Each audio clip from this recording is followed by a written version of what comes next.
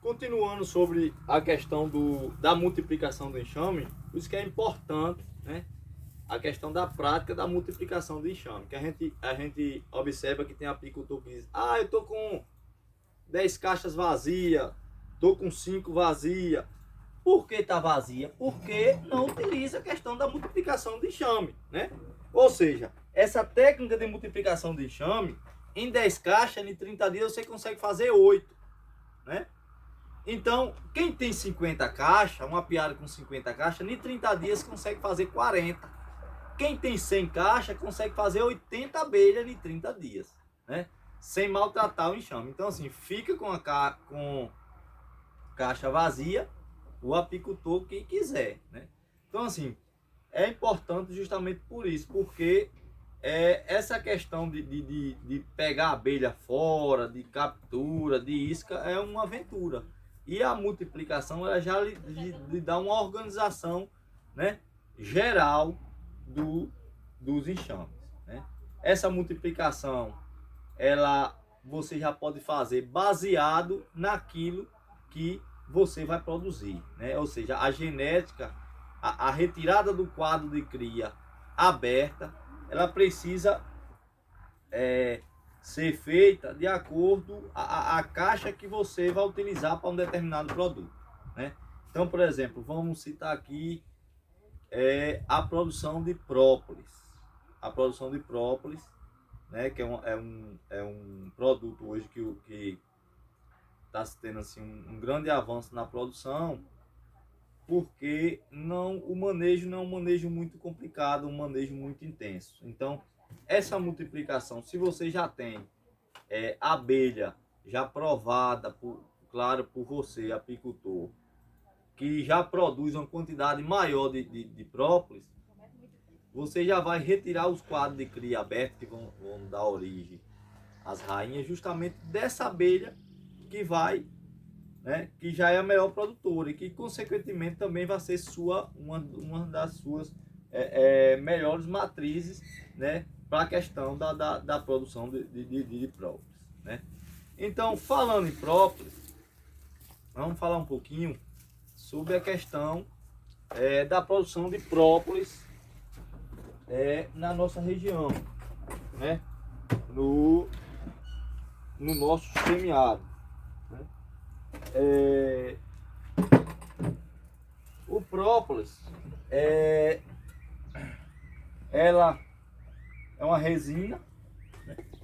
Uma substância resinosa extraída pelas abelhas a partir, né, da coleta de resina de árvore, de broto de flores, de folha de árvore. Então as abelhas operárias, né, elas vão ao campo, faz essa coleta, né, e retorna para a colmeia, né? A produção de própolis no semiárido precisa ter alguns cuidados. Que cuidados são esses? A questão por exemplo, no período seco, os coletores que são utilizados, eles precisam, agora mesmo nós estamos num período frio, num período que as chuvas elas não vieram assim com a quantidade suficiente para que tenha néctar e pólen na natureza. Aí o que acontece? As abelhas estão passando fome, estão com fome. Então, se as abelhas estão com fome, a questão da produção de própolis no semiárido, com esses coletores que a gente utiliza aqui, a gente chama de TB, que é tira e bota, eles abertos, esses coletores abertos, a tendência é o quê? De acontecer pilhagem em caixas, né? Então, por exemplo, um enxame que está menor, dentro de um apiário onde tenha muitas colmeias com enxames grandes, a tendência é desses enxames querer pilhar, né, saquear essas abelhas para roubar o resto do mel, do pólen. Então, assim, é importante a questão dos coletores, inclusive, tem mudança, né? De colocar saco, né? Colocar aquele plástico transparente aqui, né? Na frente, para justamente evitar essa questão da pilhagem, né? Porque senão o apicultor acaba tomando prejuízo. Então, se todas as abelhas grandes vier matar as novas, o apicultor fica no prejuízo. Por isso que tem que tomar esses cuidados. A produção de própolis no semiárido, né, na nossa região, elas tem épocas específicas que nós temos uma quantidade suficiente boa, uma produção boa, né?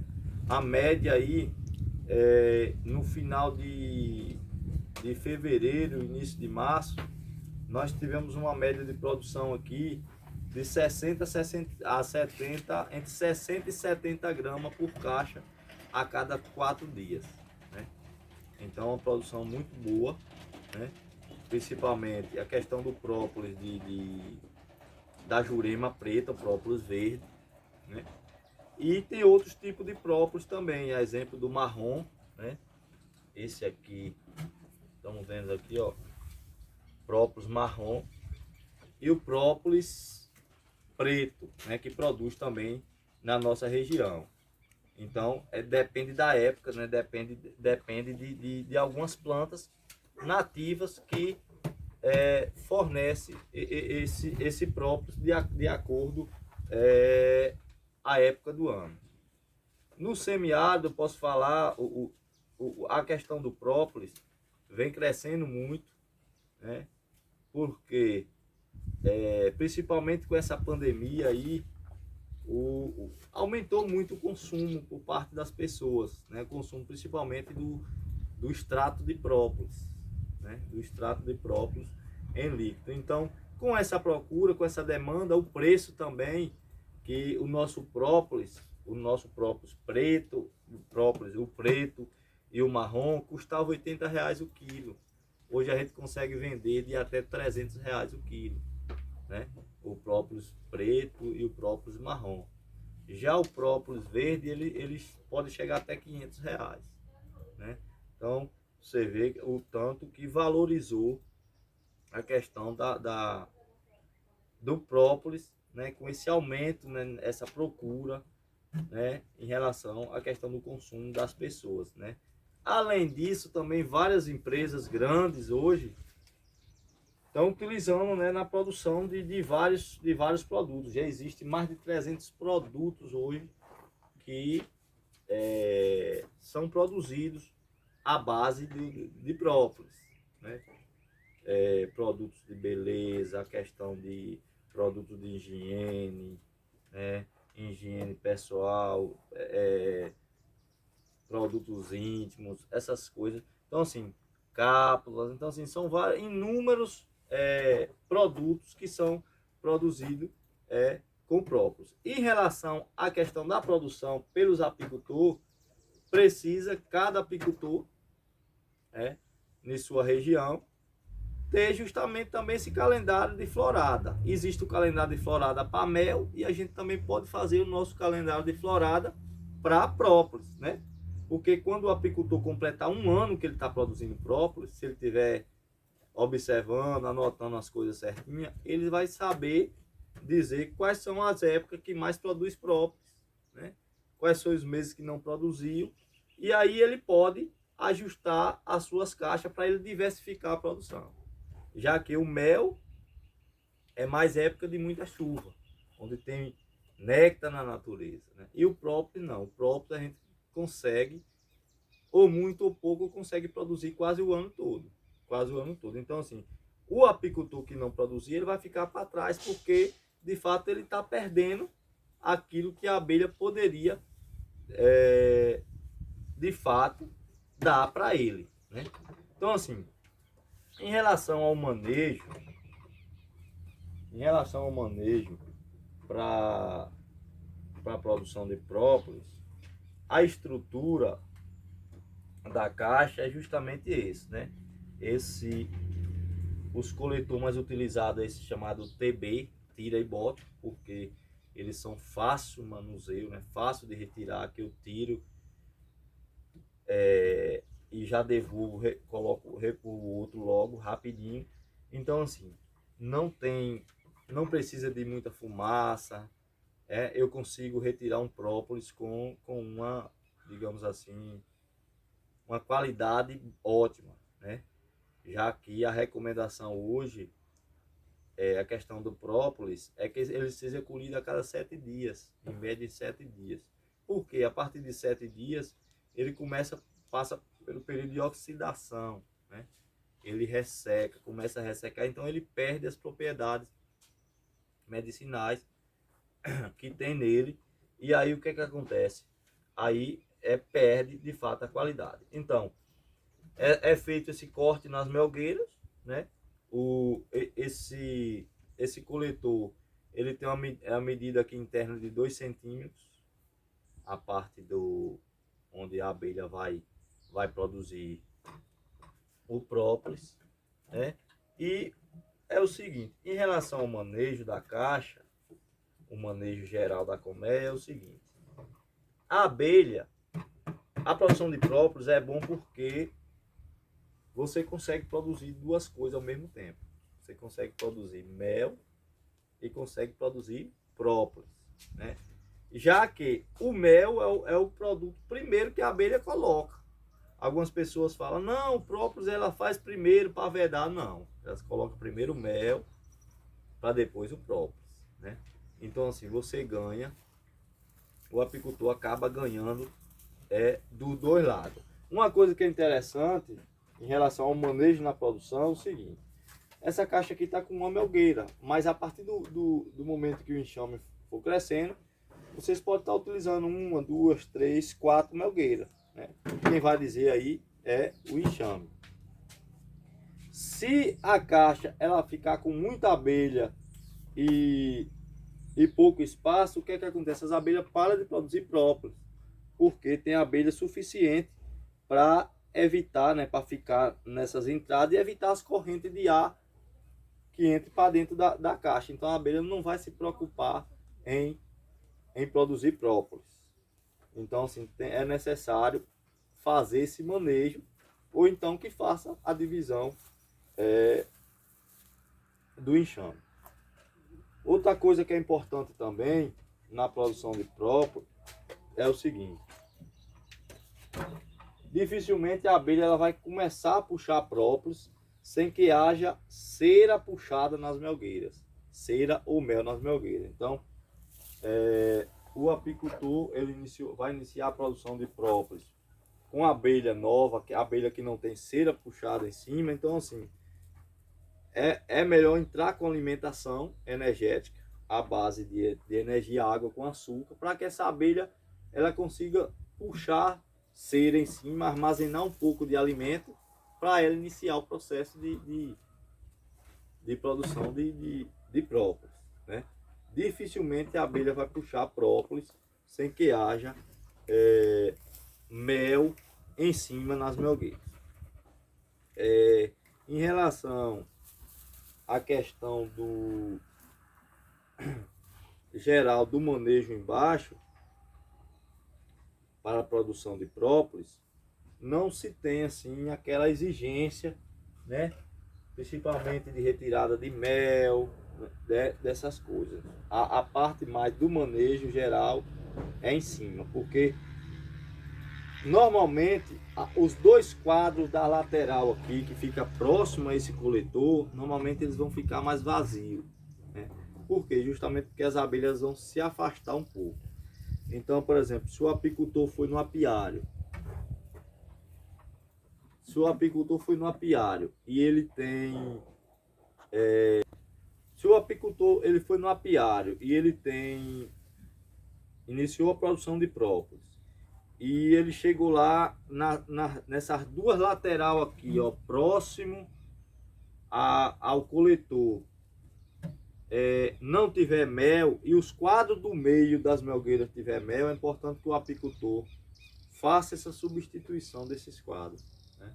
ele retire esse quadro vazio que está aqui na lateral e eles puxam para o meio. E eles pegam os quadros do meio que estava com mel e colocam na lateral. Por quê?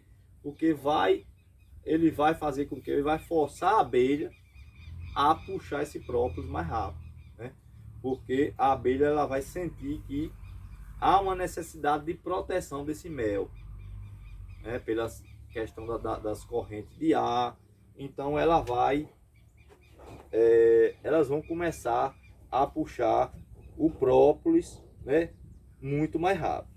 Outra coisa que precisa ser observada na produção de própolis é a questão da genética, né? Na genética. O que é a genética? É rainha. Tem abelha que é ruim de própolis mesmo, né? Assim como tem abelha que é ruim de pólen, que é ruim de mel, né? Assim como tem vaca que é ruim de leite. Do mesmo jeito é a abelha para a produção de própolis. Então, se ela é ruim para produzir própolis, ela vai produzir, mas é coisa pouca. Então, é importante que o apicultor, futuramente, né, que o apicultor ou retire essa caixa para a produção de própolis, ou que ele troque a rainha dela por outra rainha de outra caixa ou de outra, ou rainha, seja de onde for que ele consegue, que tem uma genética específica para própolis, né? O manejo em relação à questão da colheita, do armazenamento do própolis, também é muito fácil, né? Retirou, o apicultor retira, é importante ir com um baldezinho ou um saco plástico, retira esse coletor, né? Leva para casa, chega lá, tem o corte, né? O apicultor vai cortar esse própolis, ele vai colocar dentro de saco plástico, e vai guardar no freezer, né? Vai congelar, para que esse própolis ele não perca as suas propriedades, né? Que ele não oxide e perca suas propriedades que são importantes para a questão até do comércio, né? Em relação à questão da diversificação da renda do apicultor na produção de própolis, veja só, precisamos fazer conta, né? Se o apicultor ele tem 10 caixas, ele inicia, por exemplo, 10 caixas na produção de própolis, e essas caixas estão com 2 melgueiras, né? Ele vai ter em média 4 TB, tira e bota desse, por caixa, né? Em média, eles produzindo aí 70 gramas por semana, 70 gramas por semana, né? Em 10 caixas, já dá 700 gramas de própolis na semana. 700 gramas de própolis vezes 4 semanas, 7 vezes 4, 28, dá 2,8 kg de própolis no mês, né? Se ele vender a 300 reais, ele vai ter aí em torno de 700 e tantos reais no mês com 10 caixas. Ou seja, o apicultor, ele com 20 caixas na produção de própolis, né, ele vai ter mais de um salário mínimo por mês, só na questão da produção do própolis. Então, por isso que é importante, né, a questão da diversificação, sem esquecer, né, da questão da agregação de valor, a questão do extrato de própolis, né, e outros produtos que ele pode utilizar. Ou seja, um apicultor com 20 caixas, ele consegue um salário mínimo tranquilo, né? Se ele dobrar isso aí, ele consegue, claro, também dobrar a sua renda. Finalizando, né, mais uma videoaula, a gente queria agradecer o técnico Renilton pelas informações que são muito importantes para a apicultura, né, da diversificação, de da renda, né? Então é muito importante as famílias pensar, né, no que se foi visto aqui nesse vídeo, né? Da multiplicação, do desenvolvimento, e isso gera renda, né? E principalmente de diversificar, porque tem apicultor que acha só tirar o mel. Então você tem que fazer quanto mais diversificado, melhor. Então a gente agradece a Renildo pelas informações do projeto aqui do Bahia Produtiva, e que as famílias assimilem esse vídeo aula, ok? A TER à Distância é uma adaptação das atividades de assistência técnica e extensão rural do Bahia Produtiva, projeto do Governo do Estado da Bahia por meio da Secretaria de Desenvolvimento Rural do Estado da Bahia, executado pela CAR, Companhia de Desenvolvimento e Ação Regional, com recursos provenientes de acordo com o empréstimo com o Banco Mundial. Essa modalidade visa a continuação das atividades de capacitação e apoio para produtores, associações, cooperativas, empreendimentos produtivos e agentes comunitários rurais.